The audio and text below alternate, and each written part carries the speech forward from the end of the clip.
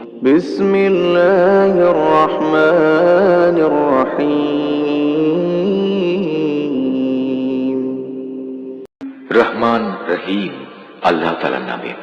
يسبح لله ما في السماوات وما في الأرض الملك القدوس العزيز الحكيم আসমান সমূহ ও জমিনে যা কিছু আছে তা সবই আল্লাহ তাআলার মাহাত্ম্য ঘোষণা করছে। তিনি রাজাধিরাজ, তিনি পূত পবিত্র, তিনি মহাপরাক্রমশালী, তিনি প্রবল প্রজ্ঞাময়।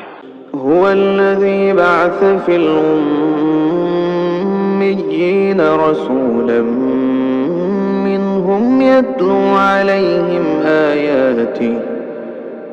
آياته ويزكيهم ويعلمهم الكتاب والحكمة وإن كانوا من قبل لفي ضلال مبين তিনি সেই মহান সত্তা যিনি একটি সাধারণ জনগোষ্ঠীর নিরক্ষর লোকদের মাঝে থেকে তাদেরই একজনকে রসূল করে পাঠিয়েছেন, যে তাদের আল্লাহর আয়াতসমূহ পড়ে শোনাবে, তাদের জীবনকে পবিত্র করবে, তাদের আমার গ্রন্থের কথা ও সেই অনুযায়ী দুনিয়ায় চলার কৌশল শিক্ষা দেবে। অথচ এই লোকগুলোই রসূল আসার আগে পর্যন্ত এক সুস্পষ্ট গুমরাহিতে নিমজ্জিত ছিল। وآخرون منهم لما يلحقوا بهم وهو العزيز الحكيم তাদের মধ্যেকার সেসব ব্যক্তিও গুমরাহিতে নিমজ্জিত যারা এখনো এদের সাথে মিলিত হয়নি, আর তিনি মহাপরাক্রমশালী ও পরম কুশলী। ذلك فضل الله يؤتيه من يشاء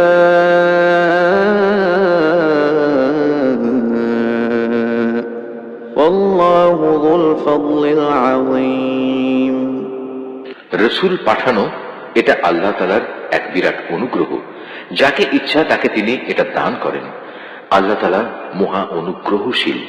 مثل الذين حملوا التوراة ثم لم يحملوها كمثل الحمار يحمل أسفارا بئس مثل القوم الذين كذبوا بآيات الله والله لا يهدي القوم الظالمين যাদের আল্লাহর কিতাব তাওরাত বহন করার দায়িত্ব দেওয়া হয়েছিল কিন্তু তারা এটা বহন করেনি, তাদের উদাহরণ হচ্ছে সেই গাধার মতো যে কিতাবের বোঝাই শুধু বহন করলো, এর কিছুই বুঝতে পারল না।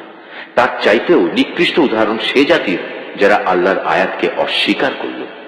আল্লাহ তাআলা এ ধরনের জালেম জাতিকে হেদায়েত করেন না। قل يا أيها الذين هادوا إن زعمتم أنكم أولياء لله من دون الناس فتمنوا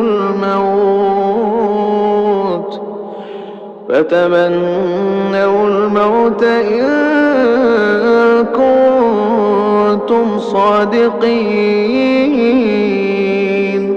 হে রাসূল, তুমি বলো, হে ইহুদিরা, যদি তোমরা মনে করে থাকো অন্য সব লোক বাদে কেবল তোমরাই হচ্ছ আল্লাহর বন্ধু, তাহলে আল্লাহর পুরস্কার পাওয়ার জন্য তোমরা মৃত্যু কামনা করো যদি তোমরা সত্যবাদী হও। ولا يتمنونه أبدا بما قدمت أيديهم والله عليم بالظالمين কিন্তু সারা জীবন এরা নিজেদের হাত দিয়ে যা করেছে তার পরিণাম চিন্তা করে এরা কখনো মৃত্যু কামনা করবে না। আল্লাহ তাআলা এই জালেমদের কার্যকলাপ সম্পর্কে সম্যক অবগত।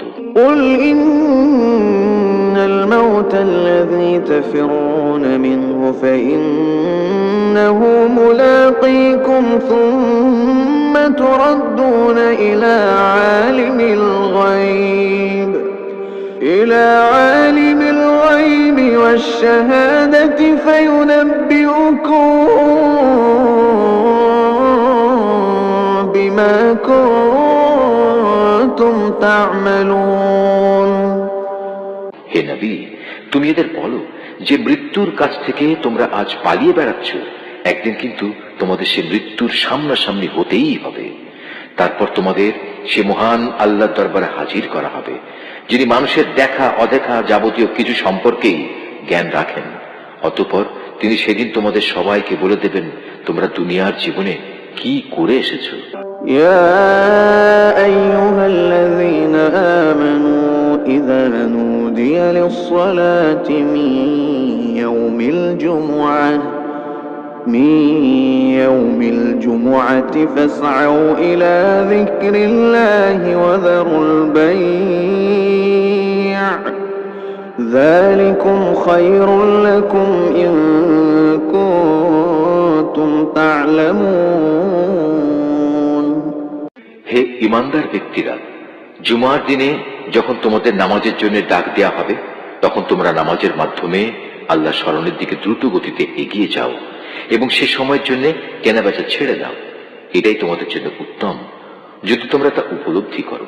فإذا قضيت الصلاة فانتشروا في الأرض وابتغوا من فضل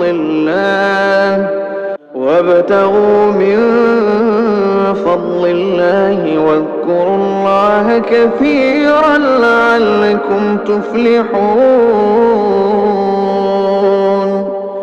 অতঃপর যখন জুমার নামাজ শেষ হয়ে যাবে, তখন তোমরা কাজকর্মে পৃথিবীতে ছড়িয়ে পড়ো এবং আল্লাহর অনুগ্রহ তালাশ করো আর আল্লাহকে বেশি বেশি স্মরণ করো।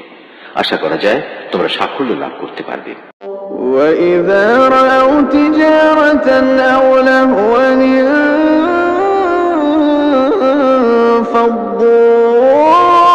انفَضُّوا إِلَيْهَا وَتَرَكُوكَ قَائِمًا قُلْ مَا عِندَ اللَّهِ خَيْرٌ مِنَ اللَّهْوِ وَمِنَ التِّجَارَةِ وَاللَّهُ خَيْرُ الرَّازِقِينَ।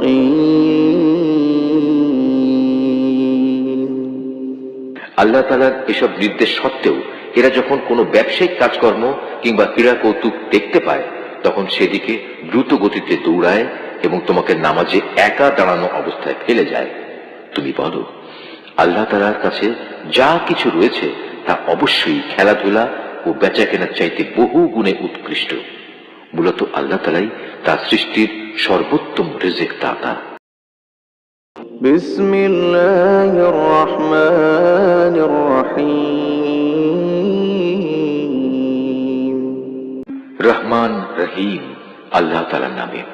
يسبح لله ما في السماوات وما في الأرض الملك القدوس العزيز الحكيم।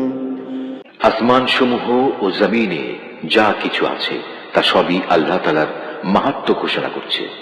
তিনি রাজাধিরাজ, তিনি পূত পবিত্র, তিনি মহাপরাক্রমশালী, তিনি প্রবল প্রজ্ঞাময়।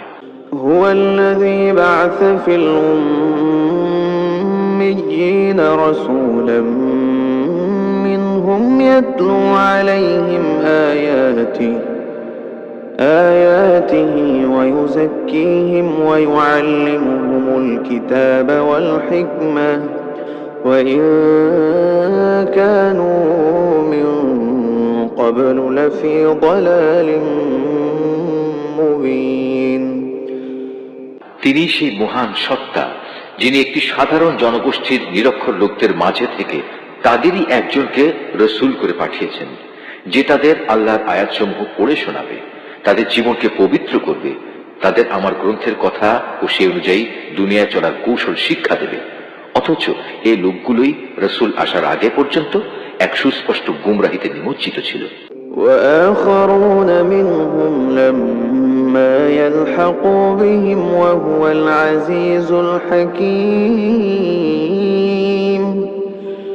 তাদের মধ্যেকার সেসব ব্যক্তিও গুমরাহিতে নিমজ্জিত যারা এখনো এদের সাথে মিলিত হয়নি, আর তিনি মহাপরাক্রমশালী ও পরম কুশলী। ذلك فضل الله يؤتيه من يشاء والله ذو الفضل العظيم। রসূল পাঠানো এটা আল্লাহ তাআলার এক বিরাট অনুগ্রহ। যাকে ইচ্ছা তাকে তিনি এটা দান করেন। আল্লাহ তাআলা মহা অনুগ্রহশীল।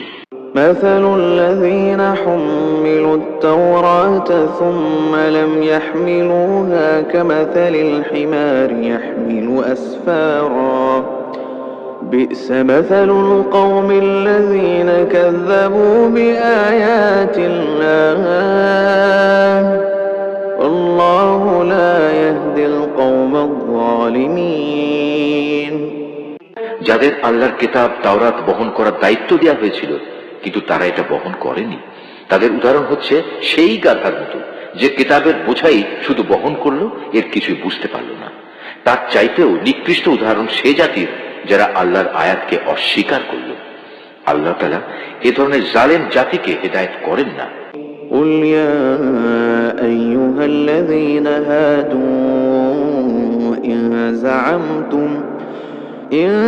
زعمتم أنكم أولياء لله من دون الناس